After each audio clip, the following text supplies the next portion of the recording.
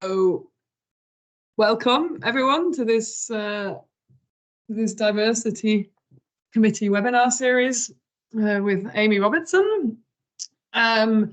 She's going to talk about NREL activities to foster a more inclusive and supportive work environment. For those of you who don't know who the hell I am, I'm Sarah Barber. I lead the Wind Energy Innovation Division at the Eastern Switzerland University of Applied Sciences, which is a nice little city close to Zurich. And I also chair the Diversity Committee of the European Academy of Wind Energy. And this is the agenda for today, everything in CET. So I'm going to do a quick introduction. Those of you who come regularly are going to hear the same thing every time at the beginning, I'm afraid. But it includes an analysis of the little questionnaire we had, which is quite interesting. I've also compared it to the questionnaire in December, which was also quite interesting to compare. But the most of the time we'll spend with Amy talking. I've planned in half an hour.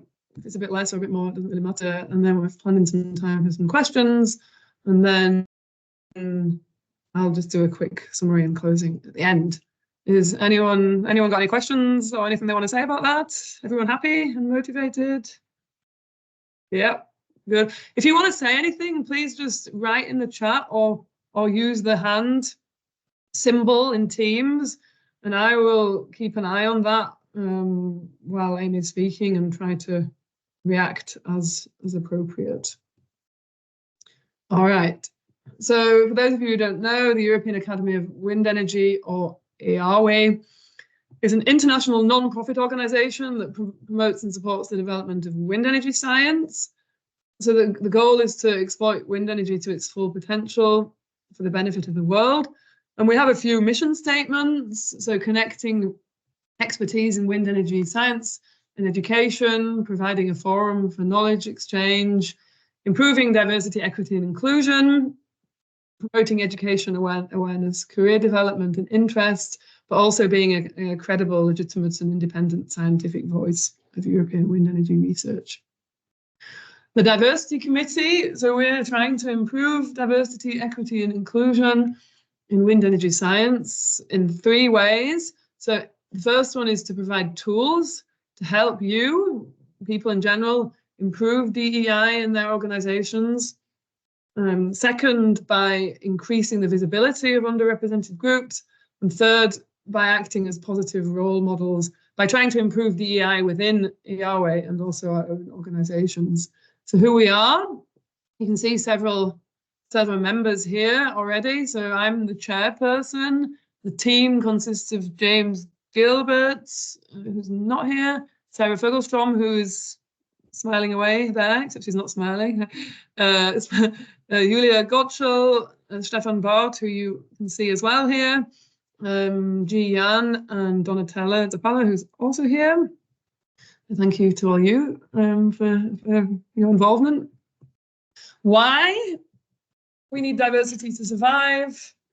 Humans are diverse. Our equality is the basis of a fair society. We have these Sustainable Development Goals 5 and 10, which focus on gender equality and reducing inequalities. It's been shown in many studies, some of them given here, that diverse teams are more productive and happier. But underrepresentation and discrimination still exists, even when it's sometimes unintentional. There's some statistics that I got a year or so ago, which are quite telling.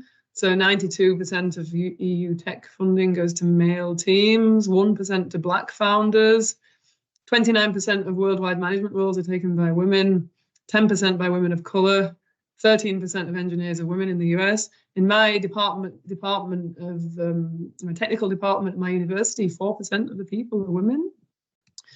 And there's also this thing called the gender data gap, which some of you may have heard of. It means that the world is still mainly designed by men for men. This is quite crazy in areas of medicine, I think. So quite a lot of medical research is done on men and then extrapolated to everybody.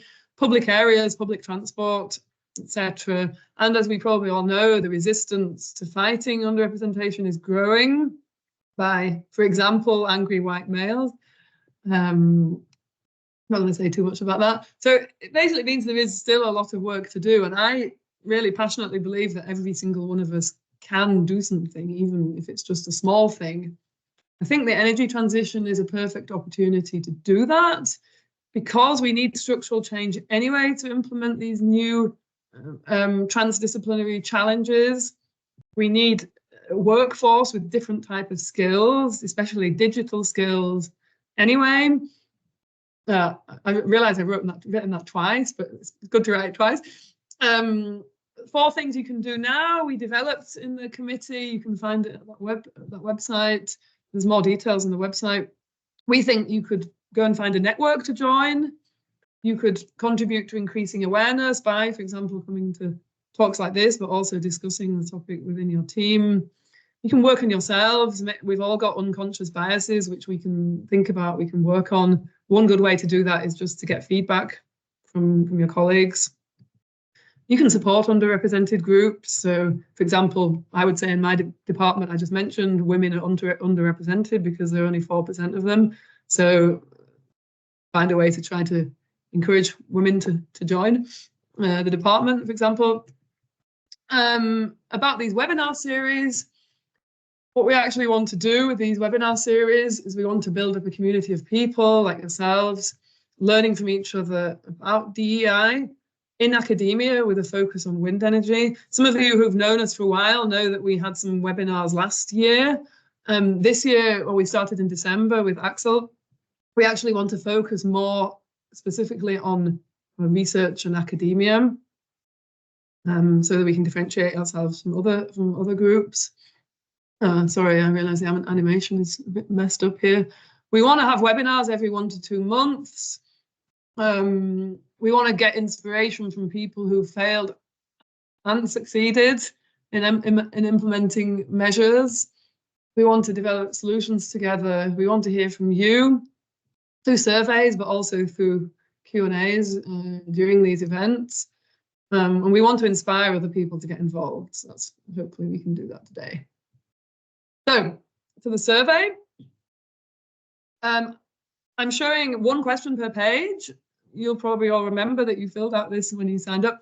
On the left, I'm showing this, the survey you filled out to register for this webinar. On the right-hand side, I'm showing the one for the webinar in December. So we had 30 responses today, and we had 17 responses last time. So the first question is, what best describes your gender? It's quite interesting that 60% male who signed up, compared to 47% last time. The question, what do you believe is the most significant benefit of promoting diversity and inclusion in wind energy research? By the way, somebody made the comment that you couldn't select multiple things, which I've changed now for next time. So sorry about that. But anyway, the most significant benefit has been chosen by both groups to be enhanced innovation and problem-solving capabilities, followed in second place today by increased access to a wider talent pool. Last time there was a bit more focus on greater resilience and adaptability in faces of challenges. I've also included another option for next time for those of you who selected none of the above. Then the question, which aspect of diversity do you think requires the most attention in wind research? Again, we've got most people saying gender diversity. We've got more people this time saying ethnic and racial diversity. Again, next time we're going to ask for other as well, so maybe there'll be some other inputs in other areas. But anyway, the main conclusion is that gender diversity is still the most important topic. What challenges do you perceive in fostering an inclusive culture? So this time we got a high, the largest vote on lack of awareness and understanding. The second largest was unconscious bias and discrimination. Interesting that lots of people last time thought insufficient support systems and resources, whereas not many people thought that this time.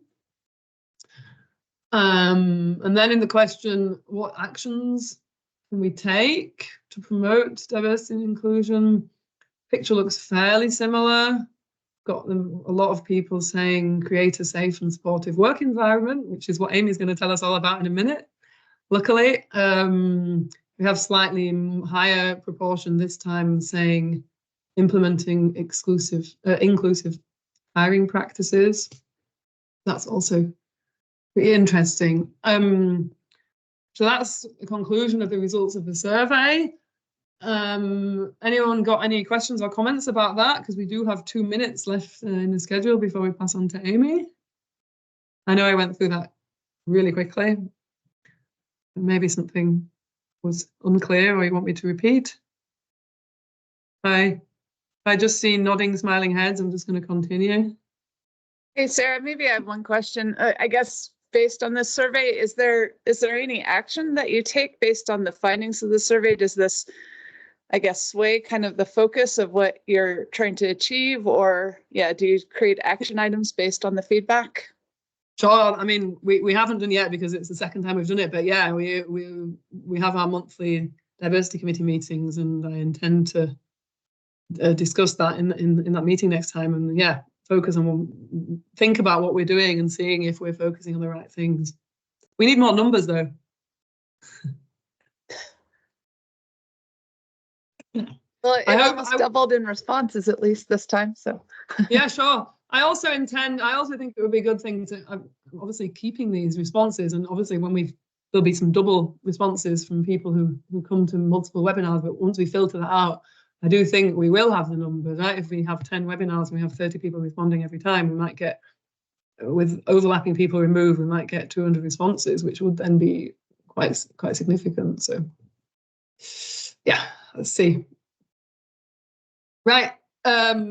So to Amy's topic, I just did a little bit of research yesterday, and maybe Amy's going to say this anyway, but I just had a look to see what is actually meant by inclusive and supportive work environments. So supportive workplace is a place where everyone's encouraged, respected, and empowered to achieve their best. And inclusive means that everyone's voices get heard and valued. Why is that important?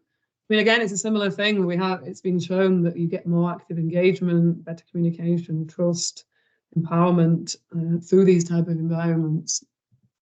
And some things that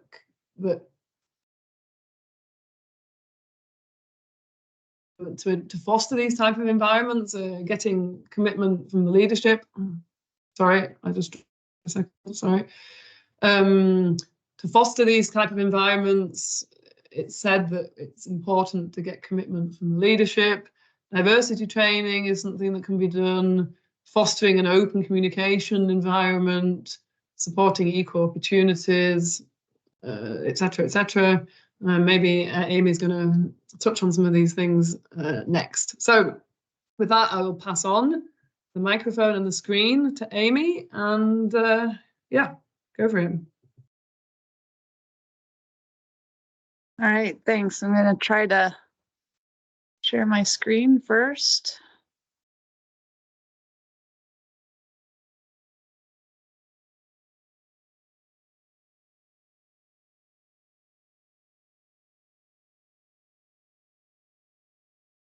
All right, hopefully I'm sharing and can see a presentation. All right, great. So yeah, for those that don't know me, my name's Amy Robertson. I am a group manager at the National Renewable Energy Laboratory in the US. And yeah, I've been there for about 14 years, focusing on offshore wind, broad array of offshore wind activities. And I'll say, I guess we'll have questions and answers at the end, but if there's ever any kind of pertinent question on a slide, feel free to always interrupt. All right, so I'm going to go over today. I'm actually going to do first a quick kind of summary of the demographics at the National Renewable Energy Laboratory, because I thought that would be kind of meaningful to set the stage. And then I'm going to talk about specifically about the Wind Center DEIA goals for the year. So I sit within a center within NREL. NREL, I think I'll say later, is about 3,200 people, and our center is about 150 people. We'll talk about the key activities that both the center and the lab are doing to address these goals, and what I'll just close with some of the ideas around the broader international activities that may be of interest. You know, with me coming from the US, this being a European group, I'd be interested to think about how we can do some work together to address some of these issues.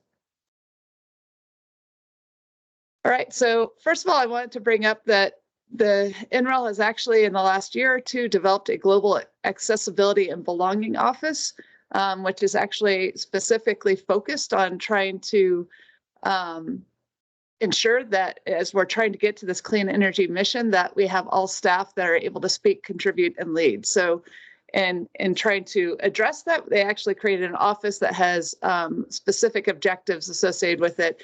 And I put the website here so that if you are interested in kind of looking at what that looks like within NREL, you can look at their webpage. And then this is a screenshot at the of that webpage below. So you can see it has things about employee resource groups, trainings and resources, cross-lab partnerships, as well as a reading group. And I'll be going into some of these individually. So I also did want to bring up the fact that I keep saying DEIA, and you know, most of you are saying DEI.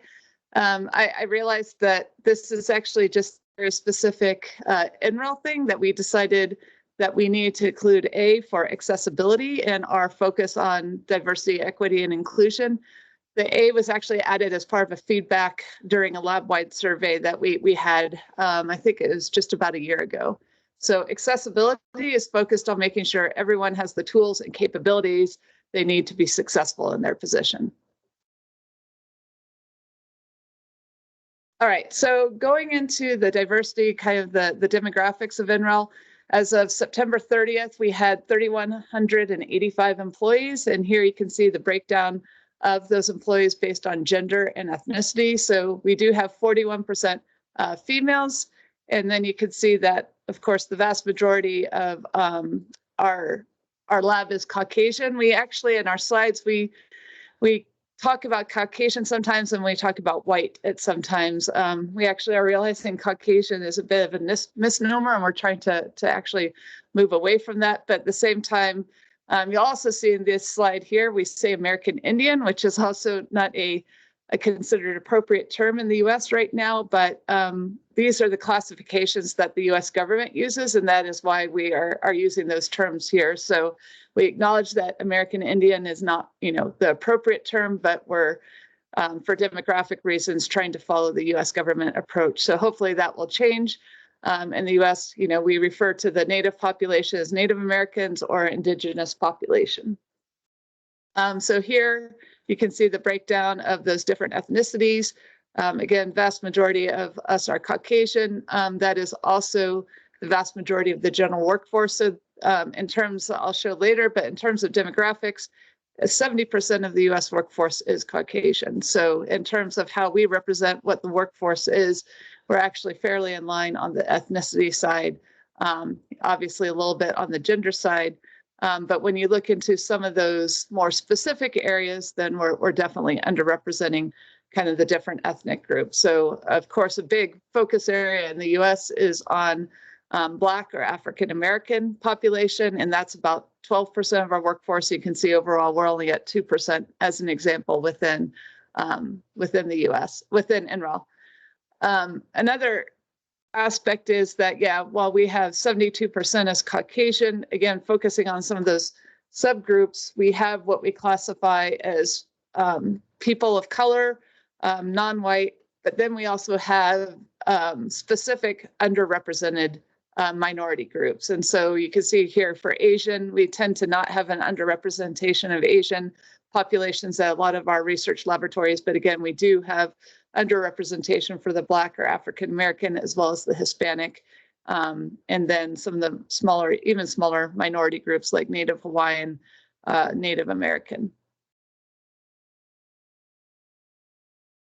So when we look at that's when we look at things overall. If we look at actually where our people are in terms of their positions, you know, we say, oh, we have 40% women at our laboratory. Well, yeah, 40% women overall, but of course, a lot of those people tend to be, a lot of the women tend to be in support roles. So here we see a breakdown of the percentage of women versus men in the different positions across NREL.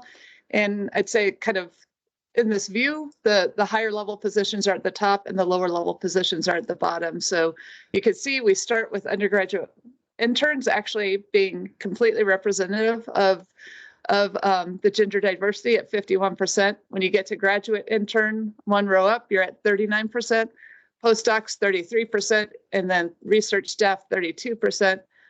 And then if you look at senior leadership, you get down to 25%.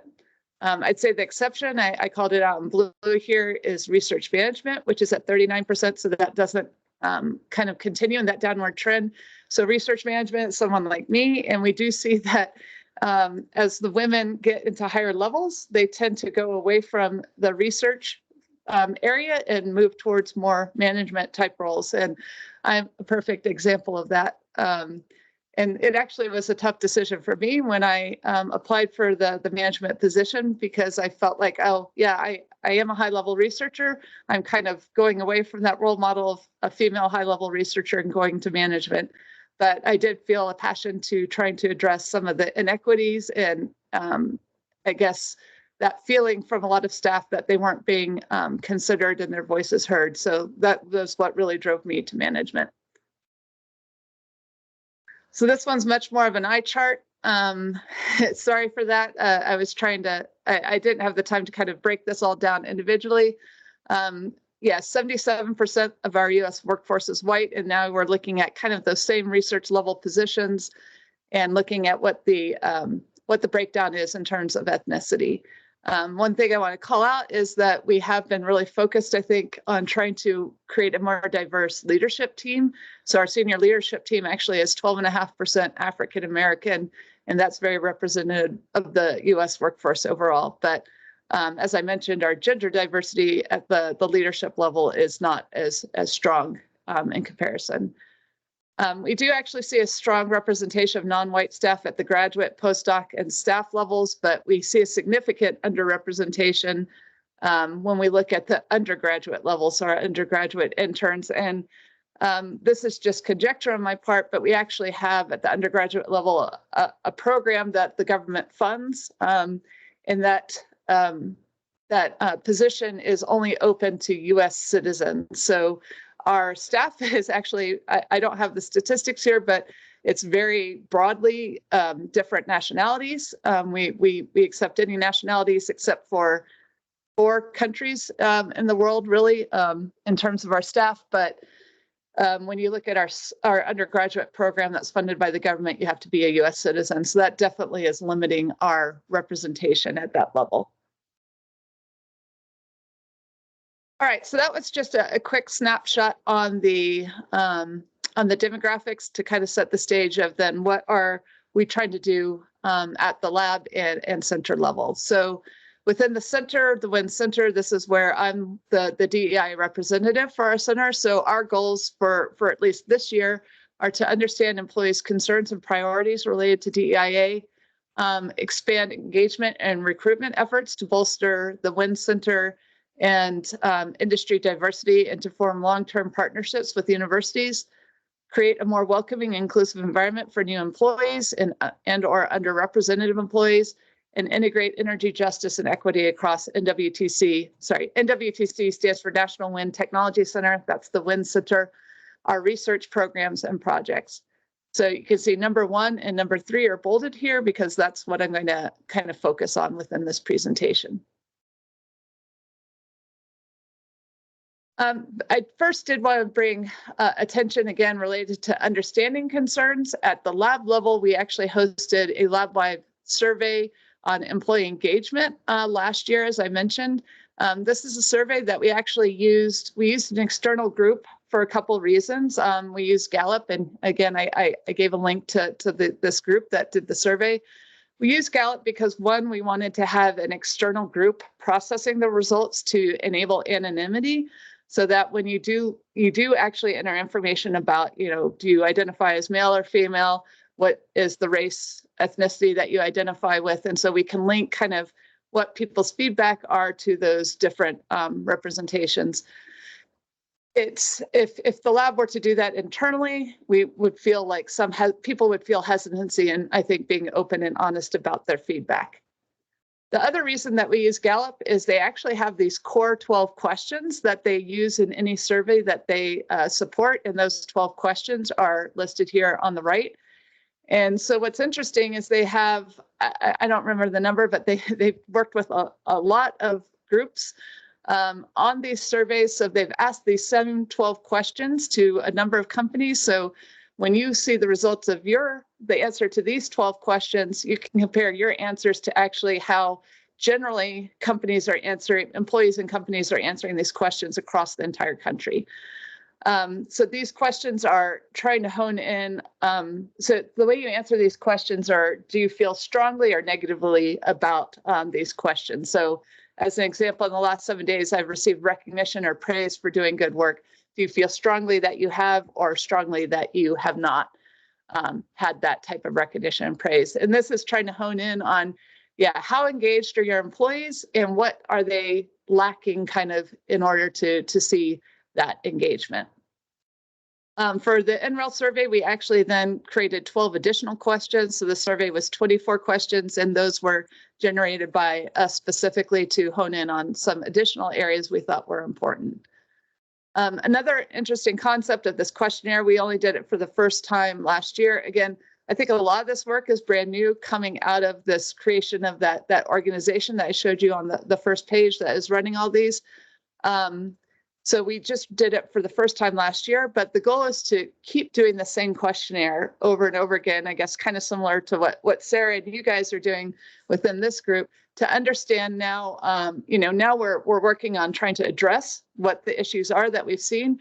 And so the question is, are we starting to see a change in what people feel about how satisfied they are in their roles and their positions? So our response to that Gallup survey is we created this thing called the People Strategy, which is focused on these 5 areas listed over here: workplace culture, leadership and trust, learning and growth, well-being, and organizational effectiveness. Again, this was just done in the last year, so we already have these resulting things that happened in this checklist on the left here at the lab level, based on the feedback and working through this people strategy. Some of these things may seem kind of crazy to you guys. So we had no sick leave up till last year. We only had personal time off, PTO, and that is combined vacation and sick time. So you can imagine if you only have this category of personal time off, you're not going to actually take sick leave when you're sick, because you're essentially taking up your vacation time. And when you join NREL, you only get 10 days of personal time off. And we do have 8 holidays, but then you have 10 personal days off. So we do have what we call extended sick leave. So if you are sick for more than 3 days, after those 3 days, you can then actually access a pool of time off that's not coming out of your personal time off. That's called ESL. But one of the big changes that we had coming out of this survey was to actually let that extended sick leave that only kicks in after 3 days be open and available at any time. So basically, you can now have a pool of hours that you can take as just sick leave. So wanted to highlight that, because that was a big thing for us when we had very limited time off. So that expanded our time off, and the ability and acceptance of people to actually take sick leave. So that created a lot of better goodwill, of course, at NREL. I'm not going to go through all of these. We did address, we added an NREL holiday called Juneteenth. I'm not sure if y'all have heard of that. That's actually the day that that slaves were freed. Well, the last slave in the U.S. learned that they were free. It was actually quite crazy that NREL the U.S. government passed a law freeing all the slaves. And it took, I think, almost 2 years for that word to actually spread throughout the United States. So Juneteenth celebrates that day where it kind of, that word got to the last areas of the United States, and they understood they were actually free. So we now celebrate that June 19th as a holiday at NREL, as well as at the U.S. government level. All right. I want to then now go into kind of some of the more detailed things that we're trying to do at the center level. What I presented so far is more at the lab level. So we do have kind of this organizational structure. Again, the center is about 150 people. I'm a group manager, which is kind of one level down. I'm in charge of about 30 people. So we want to try to take kind of the findings and look into things in more detail, kind of at the center and group levels, because obviously that's where you can get more specific feedback and try to do more specific change related to these smaller groups. I'll also mention that the WIN Center at NREL is in a campus that sits separate from the main campus of NREL. So our campus is only 200 people. We also have the water power people. So we're a bit isolated. We're a bit more of a small company feel, and we feel like our kind of concerns and our issues are maybe a little bit different than kind of the broader NREL because of that. So at the National Wind Technology Center, again, the Wind Center level, we're trying to kind of hone in specifically on DEIA concerns and try to understand better what the employees are, what their concerns are in this area at the center level. So as I shared with some people in this group, I think last month, we've been trying to put together a more specific questionnaire focused on DEIA. NREL is not very as accepting of questionnaires. And I won't go, especially being recorded, I won't go into maybe the reasons or my thoughts and reasons why this is, but I'll say that based on that feedback, we're trying to move, rather than doing a questionnaire now for our center, but looking to do a working group, a series of working discussions on what we feel our concerns are related to DEIA and how we need to address it. I have a few concerns with that. Again, our idea of the questionnaire was to do that first, to focus what those discussion groups would then try to address. So how do we focus discussion groups without having done that survey first? Questionnaire. And how do we enable anonymity? When you do have a questionnaire, you can hopefully, we would do it anonymous. You wouldn't have to say who you are. So we have a concern about how do you, in a working group, in a discussion group, enable anonymity, really free up people to be able to express what they truly feel. So that's, I open that up to the group. If they ever want to give me feedback, I'd be interested to see how you could see kind of this working group working more effectively across those concerns. I guess this is more at the lab level, but I did want to highlight, we mentioned employee resource groups. So we actually have a collection of resource groups, which are listed here. You can see one related to the Asian employees, Black employees, early career, full spectrum, Hispanic, Native American, postdocs, veterans, and women's. So these are networks, essentially groups that get together and do various activities to try to, one, engage with those kind of at NREL that are ones that you identify with, have similar issues with, and want to discuss kind of your problems and try to address the issues you see at that group level. But then they also try to host speakers and events to try to connect kind of the broader lab and information related to kind of the concerns with these groups, inform people, engage people on these topics. So again, this is, I did provide the link at the bottom if you want to learn more about these groups at NREL. We also have a DEIA reading group, which came out of our center. So I haven't been involved with it for a while. I was part of the founding members, but now I just haven't had the time. I think we've expanded it to the center level. The lab level. This is open to all NRELians, and it's just different. It used to be books. We started with large books that we all read and kind of discussed. I think now we've gone to shorter things so that we do this on a more timely basis. So you can see on the right here some of the examples of the recent things that they've been reading and discussing. So we still have some books, but we're also moving towards articles and videos where everyone looks or reads these or tries to. You don't have to have read it to come to the discussion group, but then have a discussion group focused on kind of these focus areas. And then again, bringing in people even who haven't read it if you want to just be a part of that discussion. So they're meeting on a monthly basis to review these, and they do surveys to understand, what topics should we be addressing kind of in future meetings. We also have a mentorship program. This was done, well, we have two groups that have been doing mentorship programs. First, at the center, we have a mentorship program for every new hire. So we basically assign a mentor for every person that's onboarding into our center to ensure they have a single person resource that they can go to with any concerns or questions that they might have. Of course, they have me as a group manager if they're hiring into my group as a resource, but we really like to have that more employee to employee connection and resource that they feel they can go to and ask really anything of. So we do make sure that every new hire has a mentor.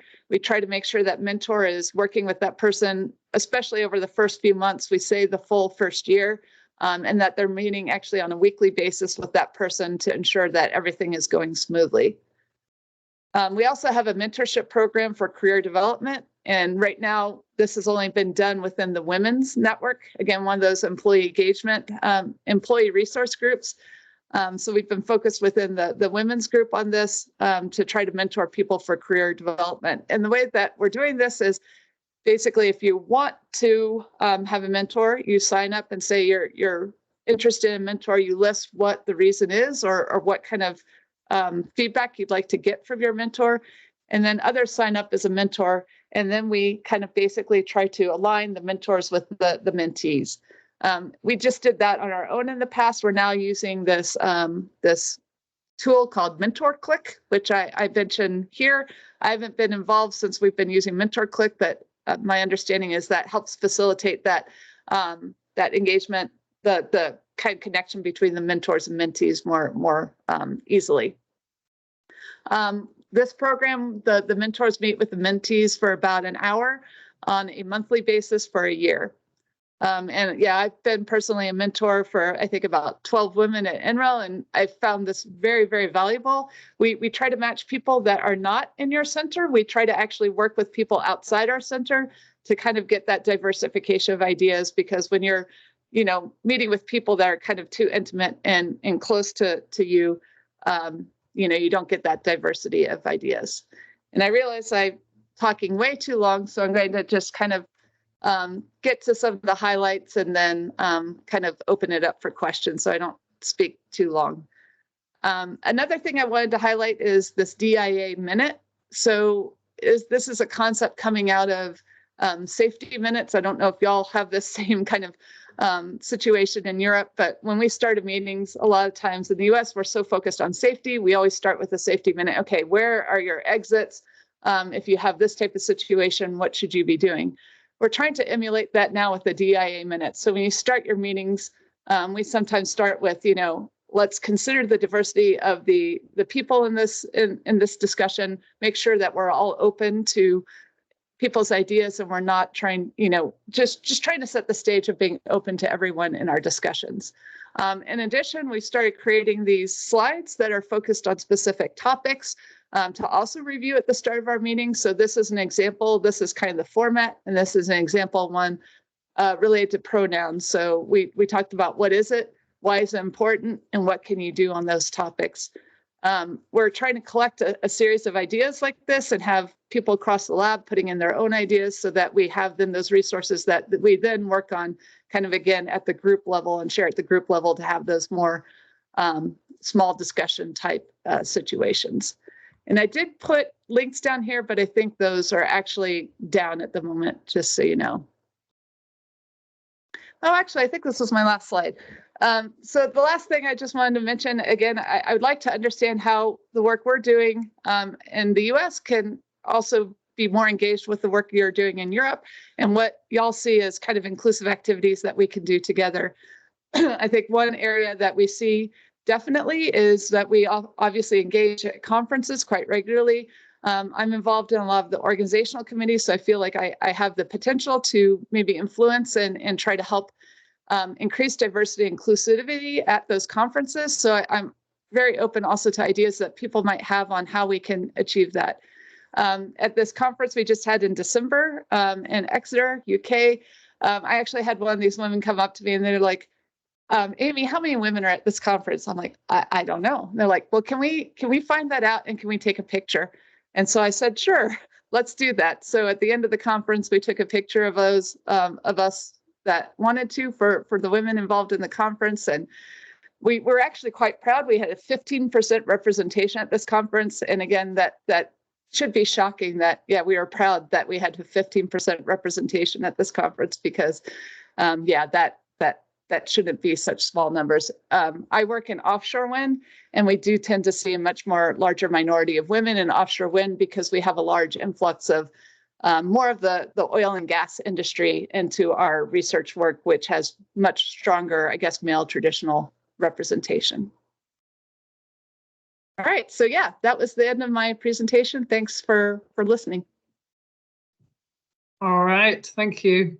Some very nice ideas there. I wrote a couple of questions in the chat because I didn't want to forget them, but I'd like to ask the audience to ask their questions before I push my way in. So, stop recording. Well done, Sarah. See? I told you I'd forget.